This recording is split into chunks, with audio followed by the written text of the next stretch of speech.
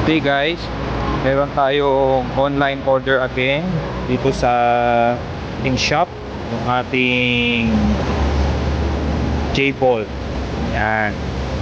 Thank you. Isa na ano na siya, repeat customer na po natin siya na umorder ng J-Bolt at the same time meron din mga ibang nag-order din. Itong J-Bolt, ayan. Ito siya. Yan. So, bali ang size niya is 2 and 1 half by 1/4. Ayan, yan.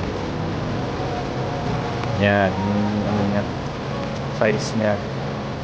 Bali, sa J-Bolt, per pack is 50 pieces. Kasama na yung washer niya, saka itong rubber washer, kasama na rin po. Ayan. Ayan. Thank you po. So, sa mga